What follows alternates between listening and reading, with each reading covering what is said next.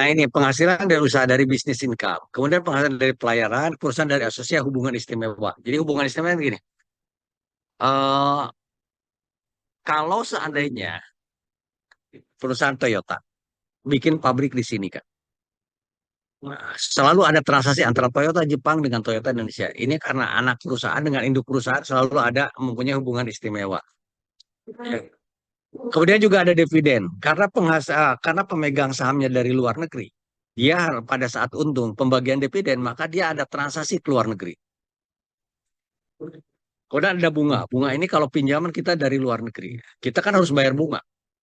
Sehingga bunganya dikenakan PPh pasal 26. Nah, kalau ada tax treaty, transaksi luar negeri, berarti itu akan dikenakan tax treaty. Bunga pajaknya harusnya kalau tidak ada tax treaty itu 20%, tapi karena ada tax treaty dengan negara tersebut mau jadi 10%. Royalti juga kasusnya sama. Kemudian keuntungan pengalihan harta. Ya, kalau umpamanya ada pengalihan harta atau capital gain. Jadi umpamanya ada bisa jadi jual beli saham segala macam. Atau tadi penghasilan dari pekerjaan bebas. Pekerjaan bebas bisa jadi umpamanya mereka datang ke sini untuk kita bayar. Itu kan pekerjaan bebas. Atau umpamanya Adrian mengaudit di perusahaan di Singapura. Ya, bebas. Ya, atau menjadi tax consultant di perusahaan Malaysia. Itu kan jadi perusahaan bebas, pekerjaan bebas. Bisa kebayang? Sabila, bisa ngerti kedengaran nggak suara saya? Terdengar Bapak, yang kebayang. Oke, jelas ya. Next. Oke,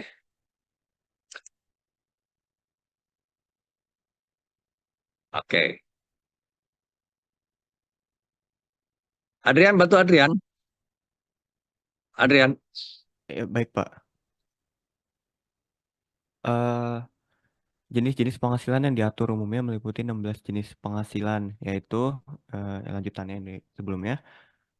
Yang 10 itu penghasilan karyawan atau dependent personal service, ada penghasilan direktur, selanjutnya ada penghasilan artis dan olahragawan, dan ada penghasilan dari pensiun, penghasilan pegawai pemerintah, penghasilan pelajar dan pemagang, dan yang terakhir itu penghasilan lain-lain atau other income. oke. Penghasilan karyawan. Contoh umpamanya Nova kerja di sini, ya, di perusahaan Honda. Ya udah dimutasi ke sana, Honda Thailand. Kan digaji dari sana. Mau nggak, Nova? Ya udah kan digaji karyawan kan, karyawan Honda, tapi tidak ke sana. Penghasilan direktur sama. Direktur di sini karena bagus diangkat jadi direktur di Malaysia. Artis dan olahragawan. Nah, ini artis olahragawan kalau umpamanya kan banyak lah pemain internasional, pemain olahraga. Ya, di Indonesia juga banyak pemain asing. Orang Indonesia juga banyak menjadi atlet di luar negeri. Siapa yang suka olahraga voli? Loventa mana? Loventina. Loventino. Yosepin. Iya, Pak. Kamu suka olahraga apa? Iya, sekolah olahraga, Pak. Aduh, tidur. Atau nyanyi? Iya, Pak, tidur. Lemah. Contoh nih, kayak Messi atau Ronaldo. Tidak, suka olahraga nggak? Suka, Pak, lari doang. Lari doang, jadi pelari. Ya. Jadi kalau umpamanya Messi, Ronaldo kan dia orang Argentina atau orang Portugal, rumput di Spanyol atau di Amerika atau di Arab. Itu kan ada transaksi dari olahraga, ya kan? Artis, kita kedatangan artis luar negeri, kan bisa jadi kan? Udah sering sekarang bisa. Jadi transaksi sekarang udah antar negara itu sudah biasa dan lumrah. Makanya bagaimana cara mengatur mm, ini ya transaksi tersebut dan juga perpajakannya. Ya, oke ya. Kok udah alhamdulillah lagi. Oke. Listi, mana Listri? Listi Iya, Pak. Apriadani 025. Bantu Listi. Ah, struktur P3B.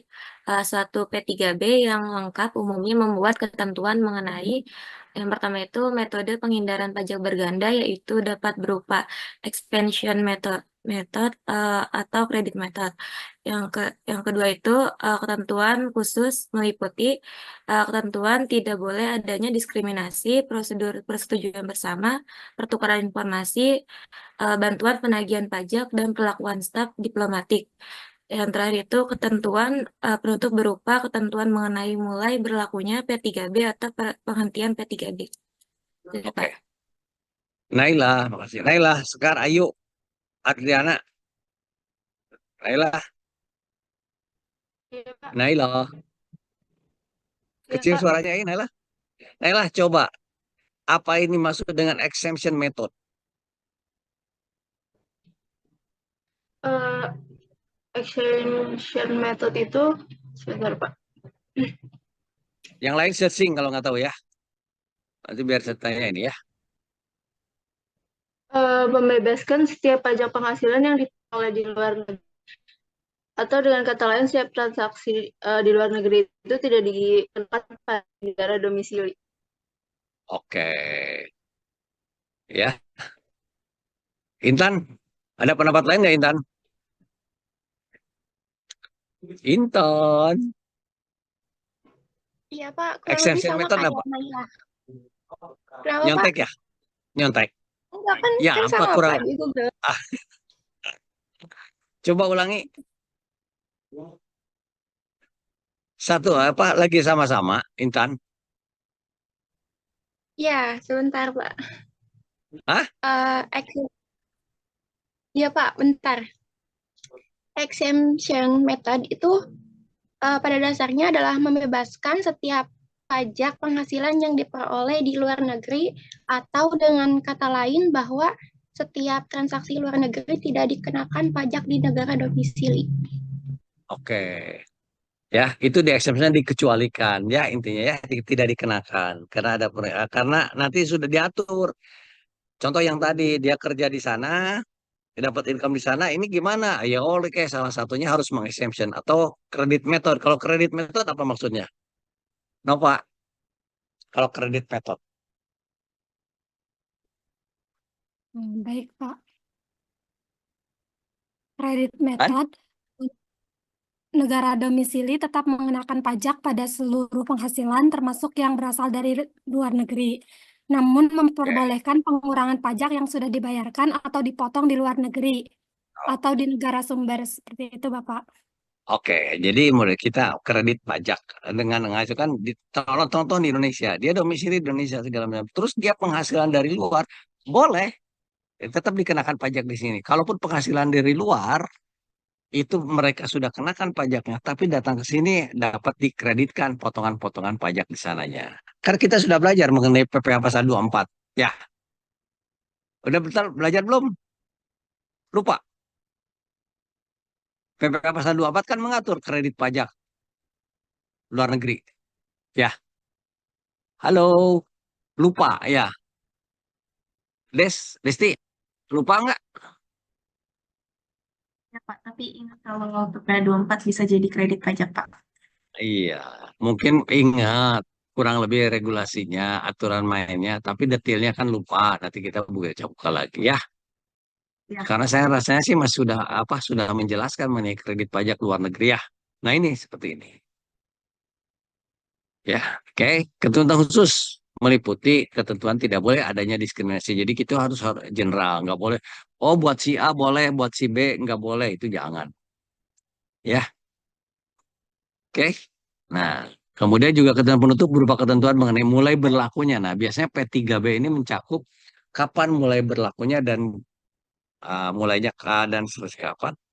Contoh tadi saya coba cek ya. Coba cek ya AP3B. Coba saya kebetulan udah punya yang Jepang. Whereas biasanya di terakhir. Ada nggak berlakunya yang kelihatan nggak? Kelihatan Bapak. Biasanya terakhir kan berlakunya.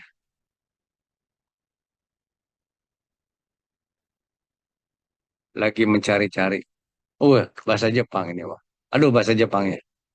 Ini dapat dua bahasa berarti ya.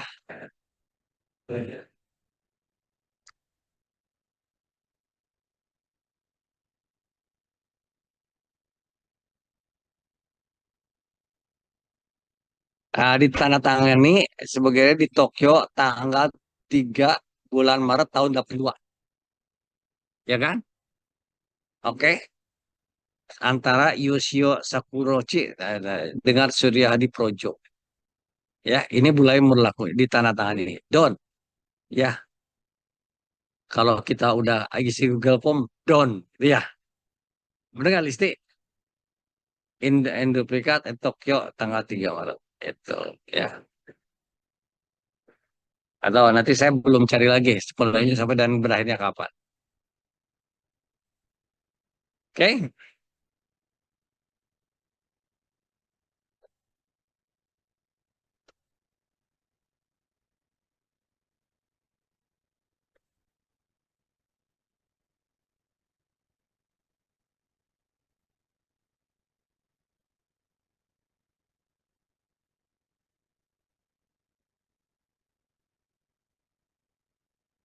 Putri Permatasari.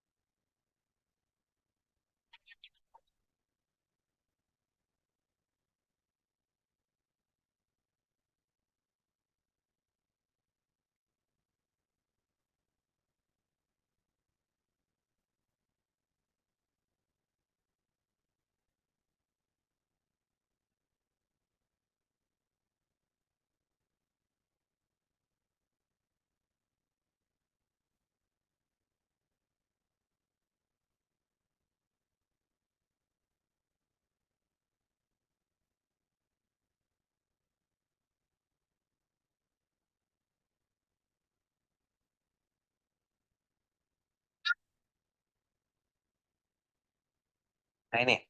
Jadi ini gambaran umum hak pemajakan. Jadi di mana pajak tersebut dikenakan.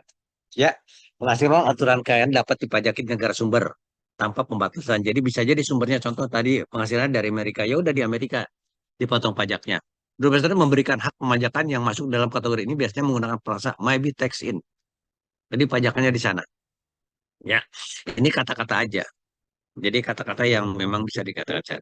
Penghasilan dipajaki di negara sumber namun dengan pembatasan. Bisa jadi pemajakannya tadi, kasusnya umpamanya Desti kerja di Amerika.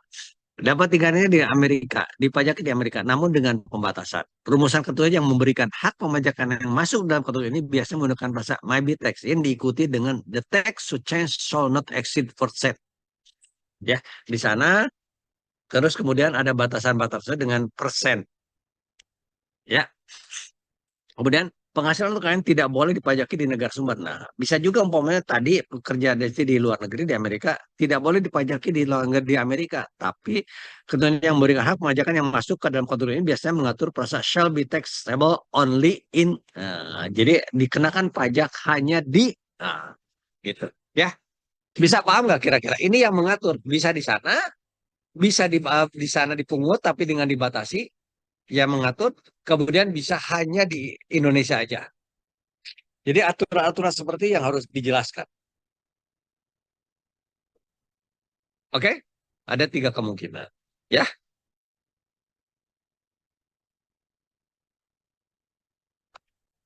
Nah,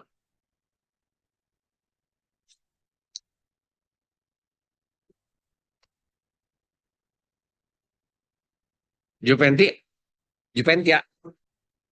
Hadir, Pak. Ya, coba.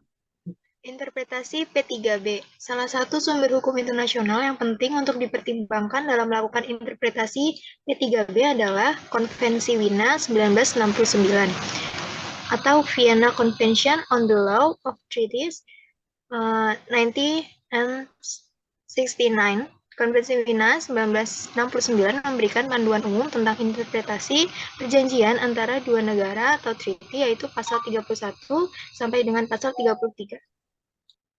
Jadi interpretasi ini salah satu sumber hukum. Ya. internasional yang penting untuk mempertimbangkan dan melakukan interpretasi P3 adalah konvensi Wina. Jadi kalau salah, umpamanya, oh interpretasinya di mana perbedaan, bisa jadi itu kita mengacunya ke konvensi Wina tahun 69. Ya. Karena di situ memberikan panduan umum tentang investasi pernyataan antara dua negara. Gitu. Jadi kalau mau di P3B ini salah interpretasi atau salah pemahaman atau beda pemahaman, maka acuannya ke sana. Oke? Alhamdulillah selesai. Ada pertanyaan? Izin Satu tanya jam. Pak, Boleh. untuk P3B Desi. ini, iya Pak, Ah, untuk P3B ini kan perjanjian setiap negara berbeda-beda ya Pak. Nah itu betul, untuk betul. kita aksesnya tuh di mana ya Pak? Tadi sempat cari sih ada di DJP, cuma Dari yang BP. di DJP itu tuh gak kayak dokumen yang tadi Bapak tampilin gitu. Atau gimana ya Pak? Banyak searching. Tadi kan DJP ada negara. Ya, contoh nih, saya coba izin searching ya.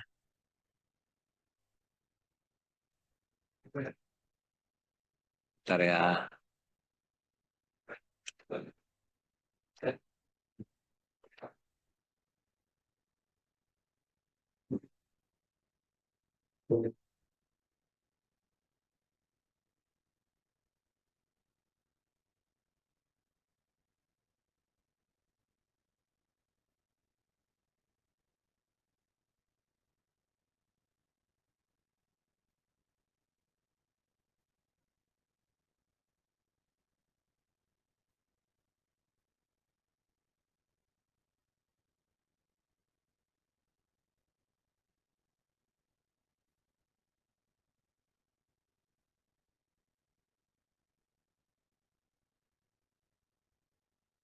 Kelihatan nggak? Ini saya masuk ke di DJP, Iya Pak, web DJP.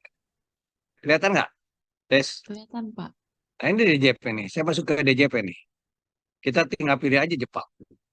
Masuk ini. Ya, di sini ada sama. Sama ini. Ini linknya P3P dengan Jepang tuh. Kelihatan nggak, Des? Kelihatan Bapak. Ya, tinggal silakan aja searching. Ya Pak. Ya. Di sini apa yang dimaksud dengan ini disagresi apply untuk yang berlaku untuk penduduk dan juga kedua dari ini dua negara. Kedua contracting state. The text are subject in agreement.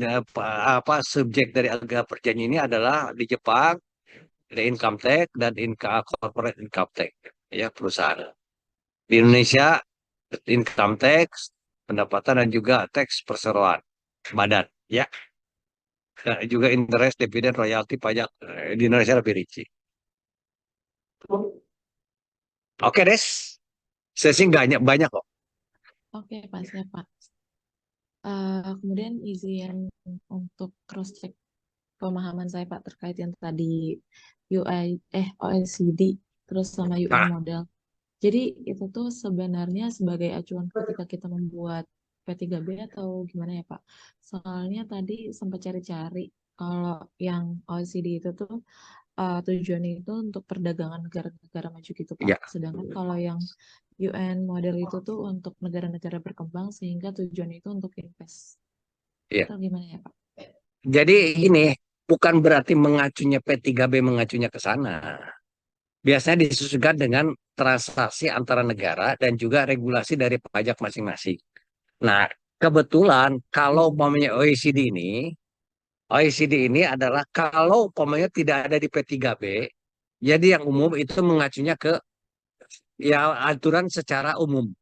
Antara internasional itu adalah OECD kalau pajak itu.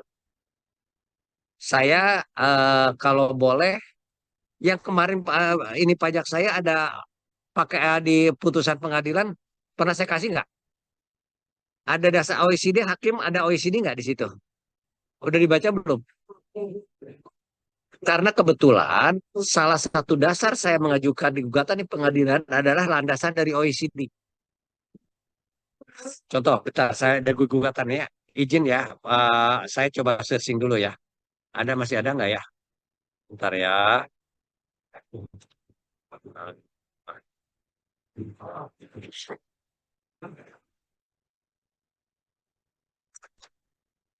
Bentar.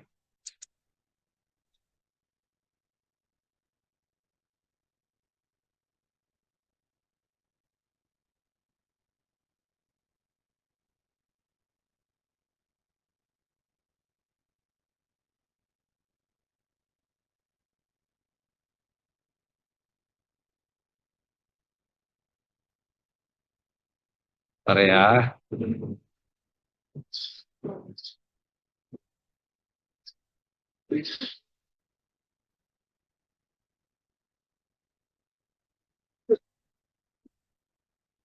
Bentar ya. Saya coba.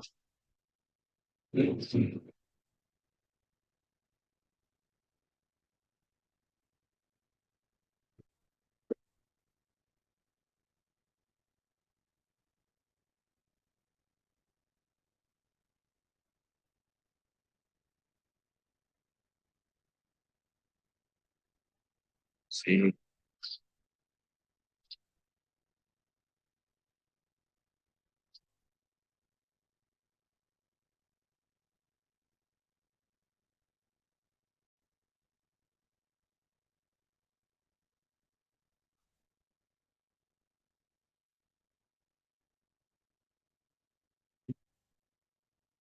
Saya izin share ya.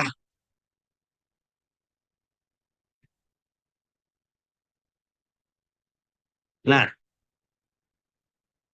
ini halaman 13. Lihat nggak nih? Ini saya ah, halaman 13, ingat ini. Ini adalah, kedengaran nggak suara saya? Kedengaran? Halo? Aman, Pak. Aman ya? Ini adalah surat permohonan banding. Waktu putusannya saya kasih. Saya pernah kasih putusan pengadilan nggak? Halo? Halo? Pernah, Pak. Kecil suaranya, eh? Iya, Pak. Pernah, Pak, waktu itu. Nah, pernah ya? Nah, ini adalah ini adalah bandingnya. Yaitu permohonan banding terhadap putusan ini ya kepada Ketua Pengadilan Pajak. Salah satu dasar yang kita pakai adalah selain aturan dan segala macamnya, P3B segala macamnya adalah halaman 13 nih. Bentar.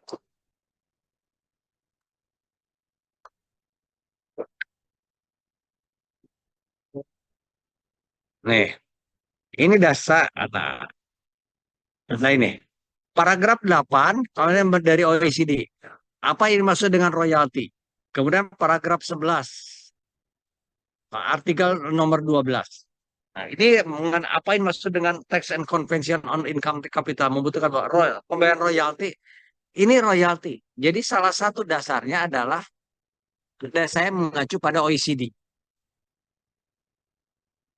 Selain PT, gitu. Ya, bisa ini nggak? Bisa Pak? Bisa diikutin nggak? Des, bisa nggak? Insya Allah bisa, Pak. Jadi kenapa OECD sama Suke pertimbangan kalau seandainya tidak terdetil, tidak tercantum dalam P3B. Dasar kita mengacu ke sama dengan umpamanya kalau kita umpamanya ada undang-undang apa Kemenq, peraturan Kementerian Keuangan, tapi kita juga mengacu kalau di situ nggak jelas mengacu kepada undang-undang, mengacu kepada salah satunya adalah OECD. Ya, oke. Oke, siap, Pak. Ada lagi? Ayo, mau nanya apa lagi? Des? Des? Hah?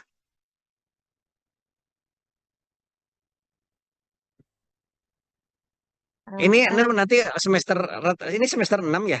Semester 5. 7, Pak. 7, Pak. Hah? 7. Jadi gini, saya hari ini kebetulan ketemu dengan orang HR. Nanti tolong dipertimbangkan aja. Mereka mau ngundang atau juga ngundang ini teman-teman atau mereka datang ke kampus untuk memberikan pencerahan bagaimana cara membuat CV yang baik, bagaimana cara interview. Perlu nggak yang gitu-gitu semester 7? Perlu nggak kira-kira? Hah? Nih, saya panggil orang-orangnya lagi telepon. Bentar ya. Kebetulan saya lagi di sana. Sama semester 3 saya. Nanti ya, sebentar saya panggil ya, biar. Perlu nggak? Kan semester 7 bentar lagi eh, itu. Nanti tolong usulkan, saya takut lupa, ke Hima Aksi atau ke apa ke mana, ke siapalah boleh,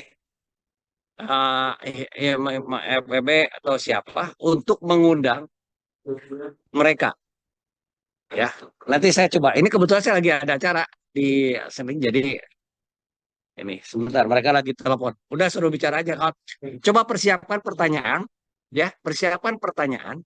Kalau menghadapi HR, kalau umpamanya mau nanya, Pak, bagaimana cara menginterview bos?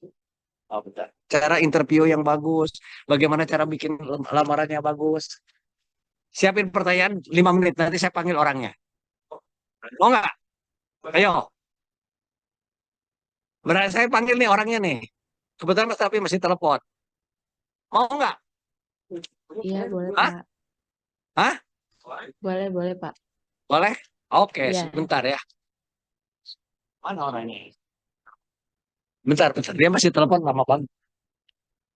Coba. Nanti saya panggil, suruh ngasih ini. Bos, kalau udah telepon ngomong sini, bos. Ya. Bentar ya. Nah, kebetulan saya lagi kumpul sama orang-orang HR nasional.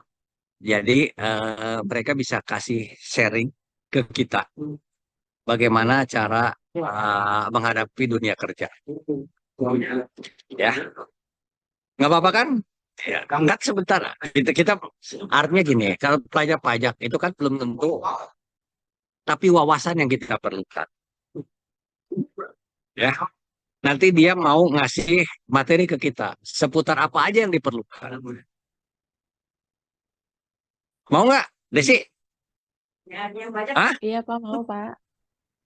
Mau, karena sebentar lagi kan masuk dunia kerja. Ya,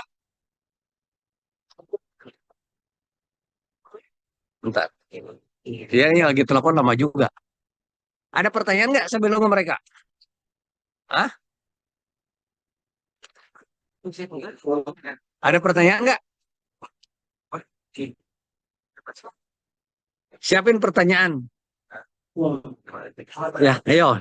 Sebelum mereka saya panggil.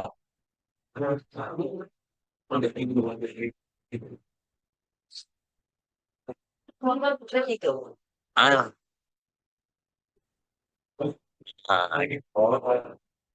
Zelda di mana, Zelda? Ada, Pak. Zelda di mana Ya. nih? Di mana Ada posisi? di kosan. Di Di kosan. Mm-mm. Iya. Loventina. Di mana Loventina? Di rumah, Pak. Di rumah. Rumahnya di mana? Kasih. Bekasi. Mm-mm. Hari ini nggak ada kuliah, cuma satu ini aja. Iya, satu aja. Oh, ya. Adrian di mana, Adrian? Di rumah, Pak. Di mana rumahnya? Sama, Pak, di Bekasi. Bekasi, banyak orang Bekasi. Itu. Naila,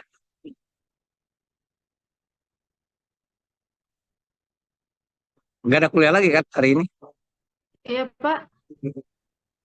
Biasanya kadang-kadang teman-teman di Iya, sini nggak bikin ada. podcast, apa gitu. Ya. Nah, jadi kita ada di NHRI. Cuman apa? Saya lagi bikin acara bagaimana mempersiapkan HR. Nah, di sini bagaimana persiapan HR yang baik, yang berkualitas dengan jaringan internasional. Nah, di sini orang-orang HR. Gitu.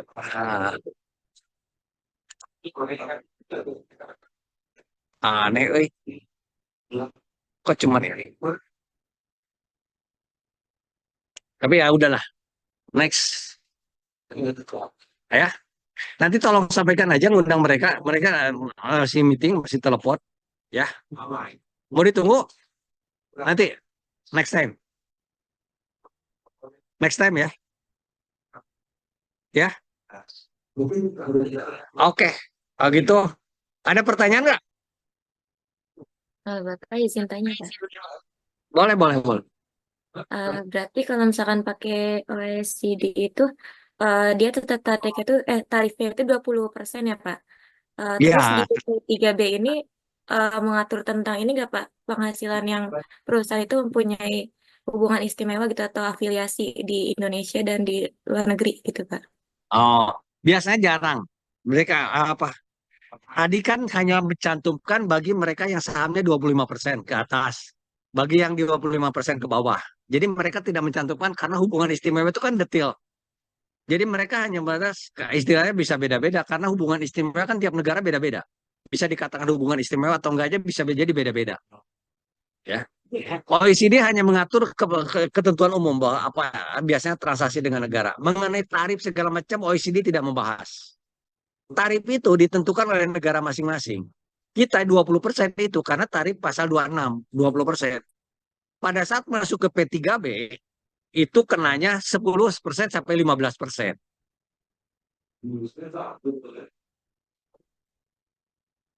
Oke? Berarti misalkan seperti kasus yang Bapak pegang itu kan mengarahnya ke OECD ya, Pak. Berarti menggunakan tarif 20% dari tarif umum itu ya, Pak. Kebetulan yang kasus yang saya pegang, kalau tarifnya tetap mengacu ke P3B karena transaksinya dengan Jepang. Tetapi definisi dari royalti, transaksi royalti itu apa sih? Nah, itu mengacu ke OECD. Jadi saya ya namanya juga yang mengajukan ya. Mana cari aja celah regulasi yang benar. Saya nggak mau kalau pakai yang umum kenain 20% ya nggak mau lah. Tapi cari celah bahwa tarif pajaknya kan kita sudah mengatur deh P3B. Tapi mengenai definisi mengenai royalti itu apa, terus bagaimana yang diatur antar negara karena mungkin apa karena di situ nggak jelas definisi royalti segala macam. Kita ngambil royaltinya dari OECD gitu. Pak, terima kasih, Pak. Baik, sama-sama. Ya. Ayo, ada lagi? Tanya. Cukup? Nanti kalau perlu mengenai HR segala macam, boleh ya. Oke, saya pikir diskusi kita cukup sekian. Terima kasih. Assalamualaikum warahmatullahi wabarakatuh. Waalaikumsalam. Waalaikumsalam warahmatullahi wabarakatuh. Terima kasih banyak, Bapak. Bapak.